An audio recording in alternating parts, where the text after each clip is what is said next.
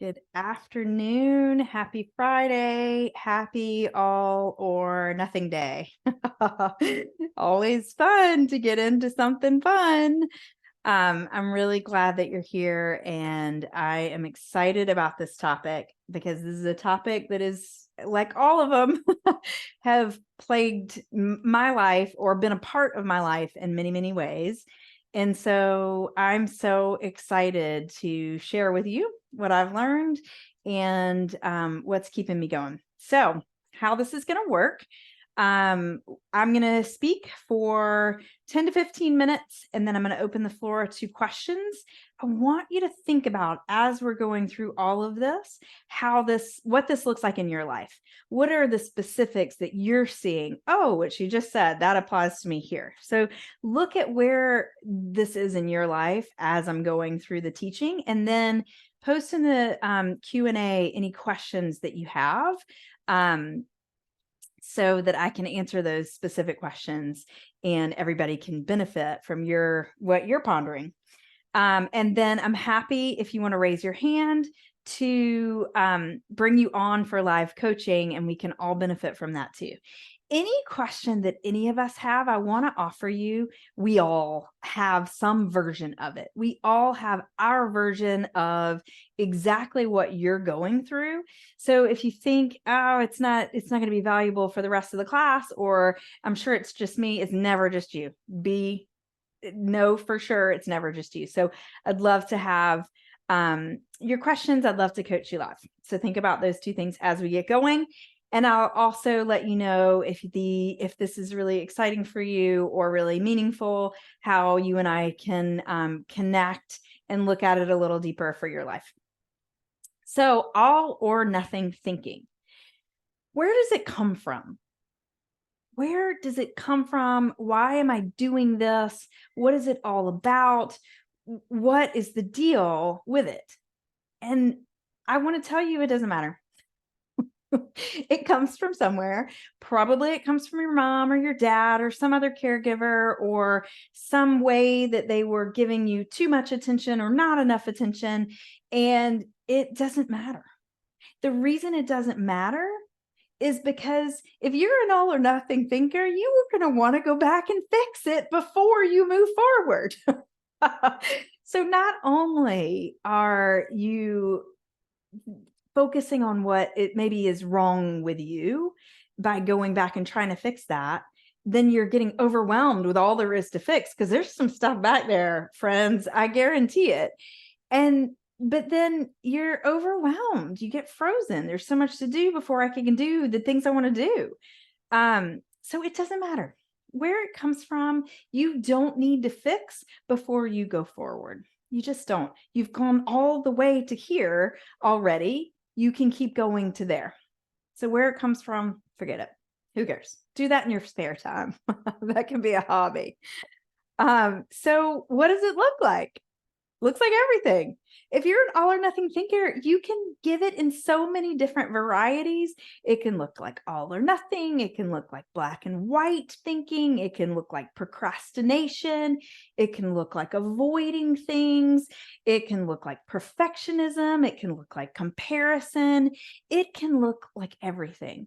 And if you're going around trying to find it everywhere, you're going to find it everywhere. And then that will become your focus.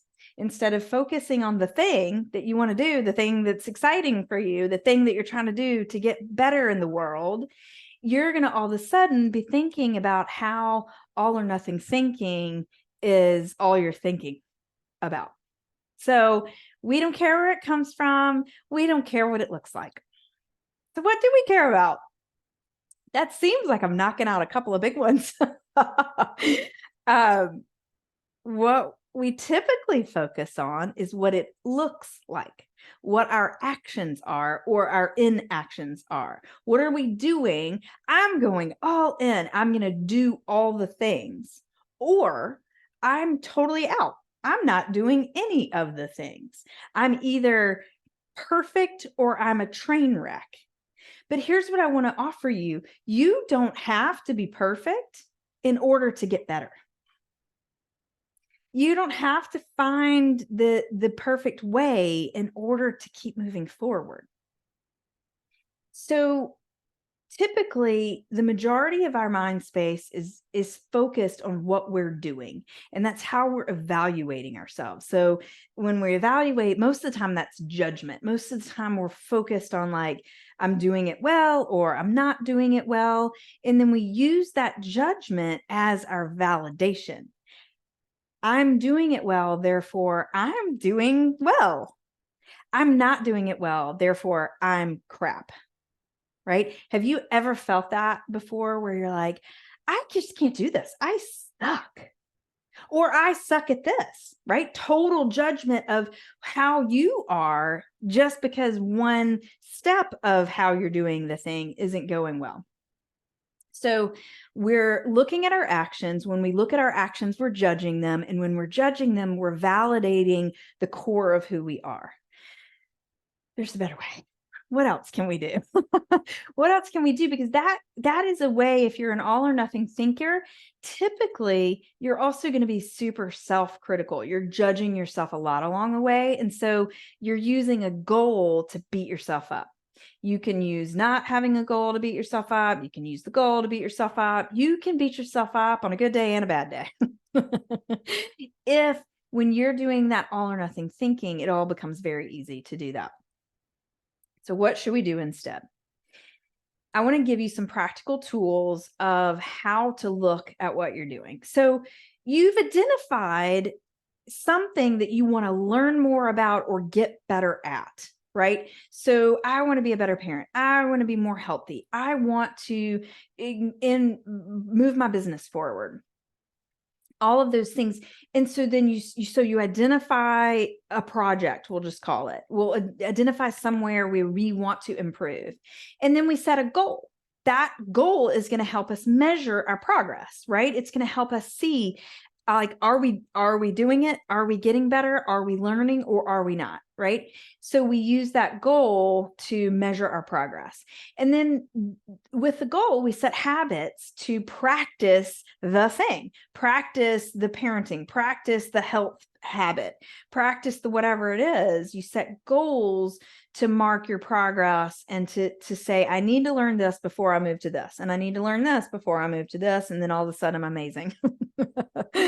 Right? So when you're looking at the thing, we're just going to call it the thing because it's going to be different for each of you. When you're looking at the thing, then there are a couple of ways I want you to look at it. A couple of things that you can do to get out of that all or nothing thinking and get really into the actual improvement. So the first is to look at your thoughts. What are all the positive and all the negative? What are you having so much fun thinking about when you think about the thing? And what are you like, oh, but that's terrible. I'm terrible, all the terrible.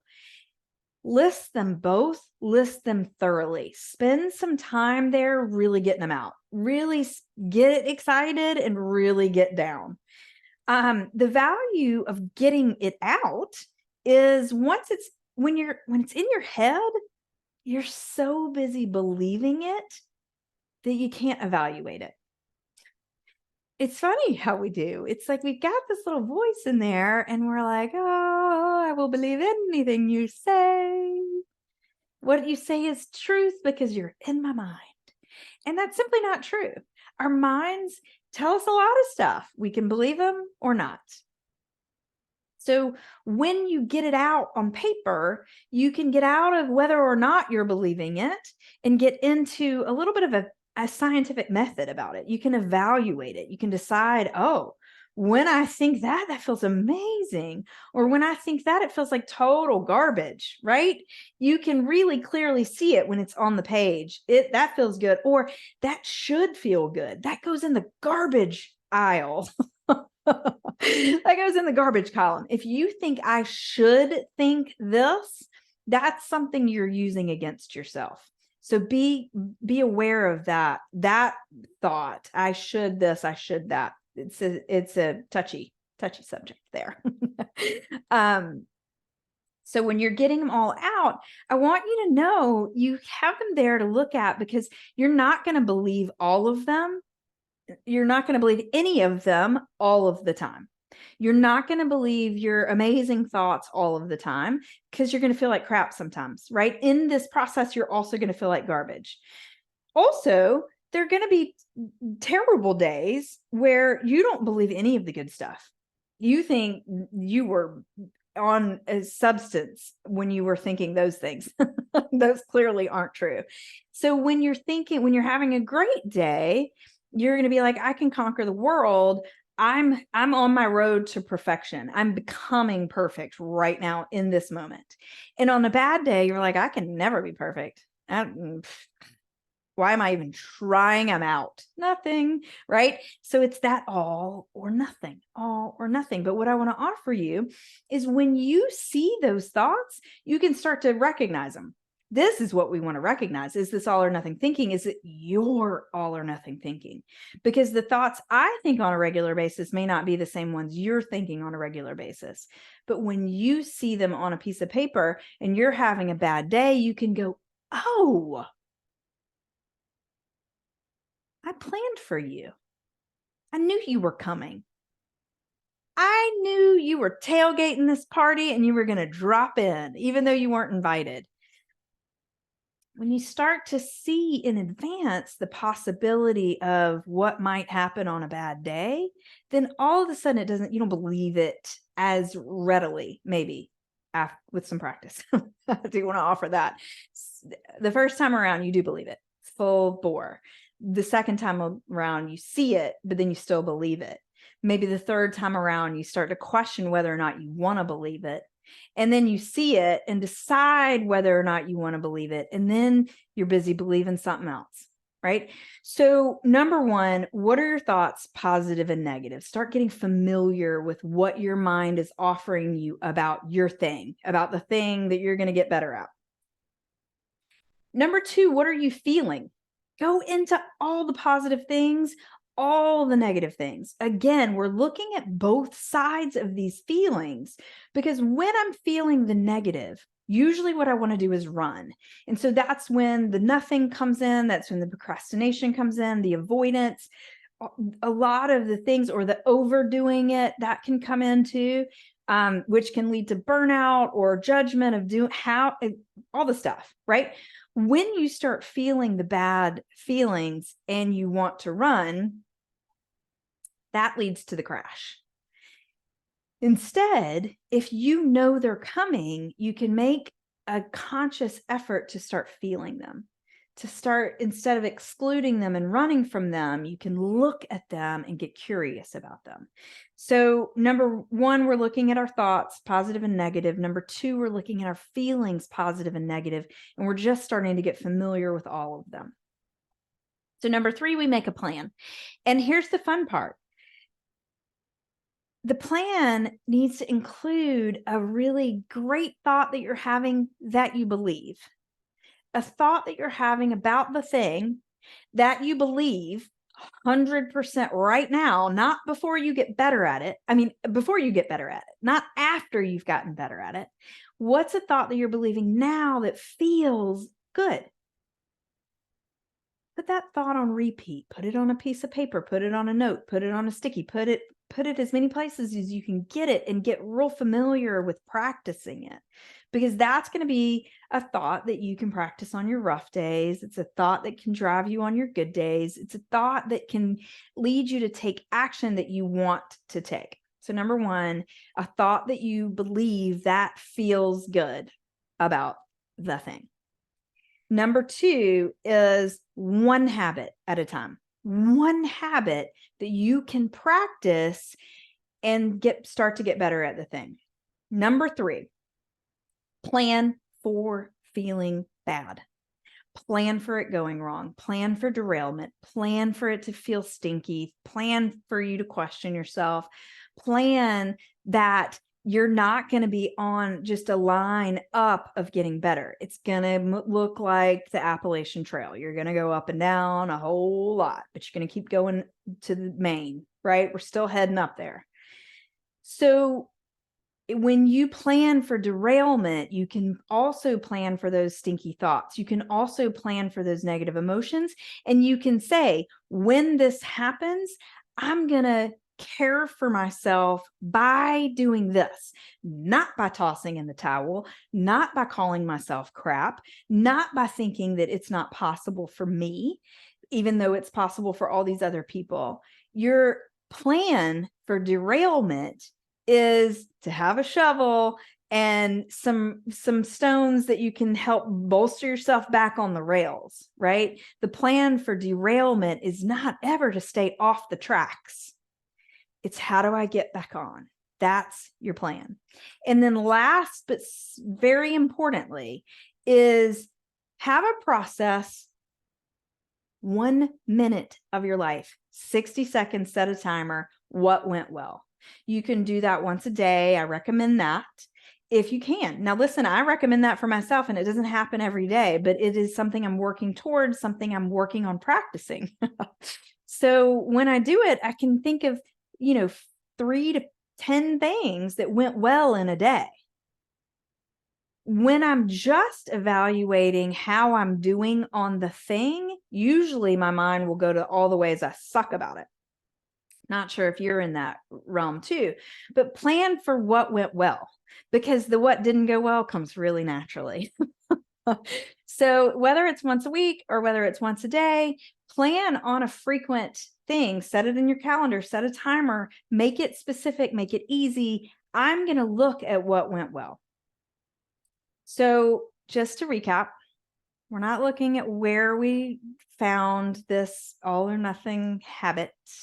It's there. Who cares? It's part of us, and we can also do amazing things with it as part of us. It's okay, right? We don't have to extricate it to be able to move forward.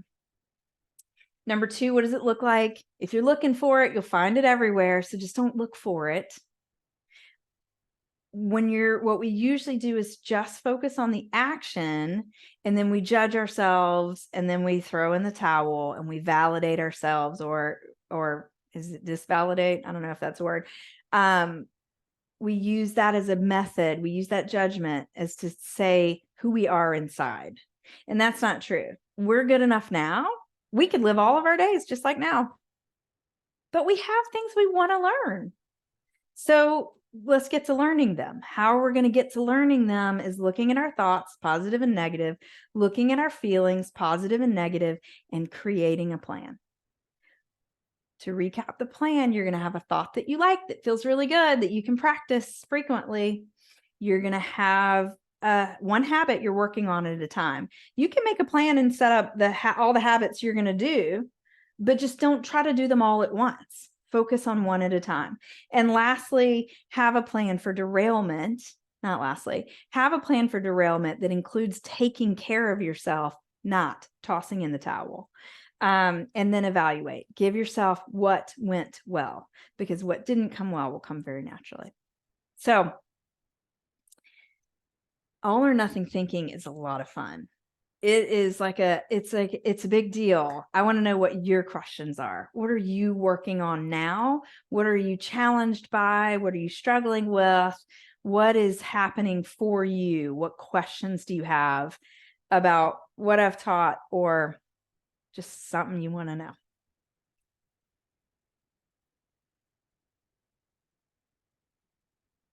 So somebody says, when I am seeing my negative thoughts, like something, and it could be helpful to tell me what thought is dominant for you. But when I'm seeing my negative thoughts, I get stuck and I don't want to move forward. I don't know how to move forward. And that will happen, right? When you go to the grocery store, often you get stopped at a red light, right? And you take a pause and you sit there and you watch everybody else in the other direction rolling by in their momentum on their journey, and you're sitting there. When you're going to the grocery store, you don't make it mean that pause is failure. It doesn't mean that because you're taking a pause, because your foot is on the brake, you're literally not moving forward. When you go to the grocery store, you're not making it mean that you're the worst at driving to the grocery store. You just mean it's going to take this long to get there. Right? But in life, and in this analogy I heard from someone else, and I just love it. The thing in life is we use these pauses to mean something about ourselves. There's that validation again. There's that judgment and validation that are so hard. You're like, oh, I can't move forward. I suck. I'm not, I can't, I don't know what the next step is. I don't know anything. I don't know how to do it. I'm just going to do nothing. When other options can be, I don't know how to do it. Okay, so I can ask somebody. I can find a mentor who's done it well. I can look at like the amazing bunches of people on the socials that are telling you I'm doing it well. I'm the one. I got this dialed in. Here's how you do it. They're out there. You can hashtag whatever you're struggling with, right? That's just one person's opinion. You keep that in mind. It may not resonate with you, or some of it might. But it doesn't have to mean anything, because you don't know. Of course you don't know. You're learning something new. There are parts that you're not going to know. So that's okay. Totally fine. Maybe I'm afraid. Maybe when I'm in a pause, I'm pausing because I'm scared of the next step. That's okay. Our brain's going to tell us not to do it all the time. It's going to tell you fear is keeping you safe. That's okay. Fear isn't a reason not to do it. Fear isn't a reason to keep going. I don't know, the step I'm taking isn't working. Amazing. It's just data. Doesn't mean you're doing it wrong. It just means you're collecting information about what's working or what's not. All of these are great things, and none of them are a reason to toss in the towel. So thank you for that question. When I'm pausing, I don't know what to do. I don't know how to keep going forward. It's okay. Ask somebody, evaluate where you are and why you feel like you don't know, and go through the fear and just try the next thing anyway. Try, when you brainstorm, when you're setting your plan, brainstorm all the ways that you can learn the thing, right? All the steps that you could take. And if you get stuck on one and you feel like you're at a dead end, try another one and see what you learn. And I bet you will come back and learn something about that original thing. When you're in motion, you're learning so much more than when you're thinking about the motion. Right? When you're in motion, you're building that momentum and you're collecting the data, you're creating the energy.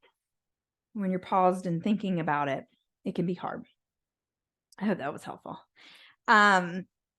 What else? What other questions are out there?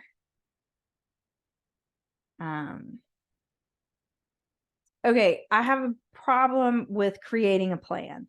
I don't know. I set these big goals and I don't know how to nail it down into a plan. That's a great question.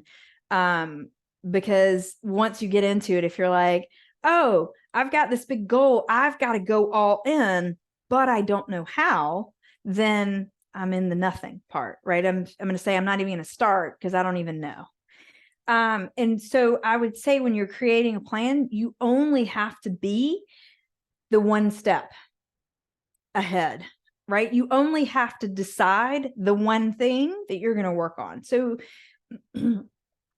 if you are, getting better, I always go to this one. If you're starting a new workout routine or something new, and you want to eventually move 5 days a week, then moving 1 day a week is moving you in the right direction, right? If you're starting at 0 and you want to get to 5, 1 is in the right direction, right? So you only have to get a little giddy up You only have to have a glimmer of an idea. And if this is a thing that you want to go to, you're attracted to it for some reason, right? If you want to get better at something, if you want to learn something, you're attracted to it for a reason. So dig into that reason.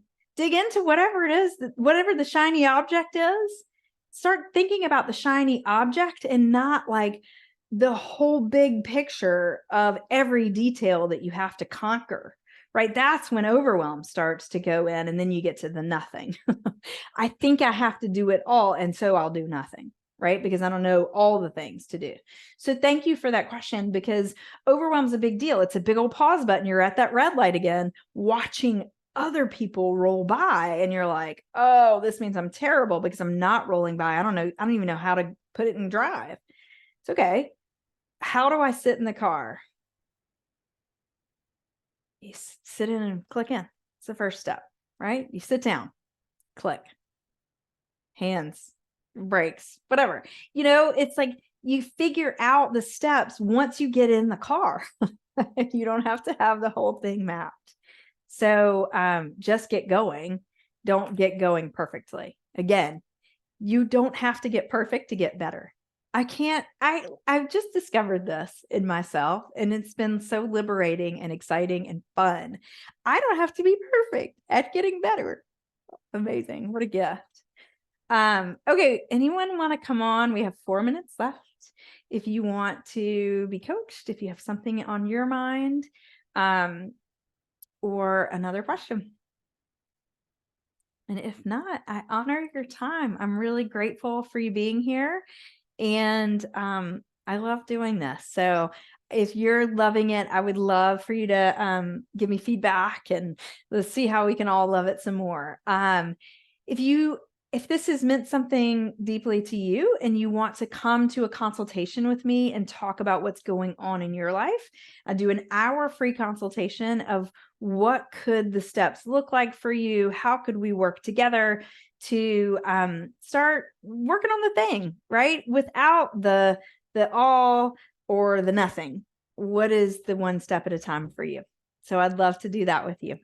All right. Y'all have an amazing day. And again, thank you so much for being here. And I look forward to next week.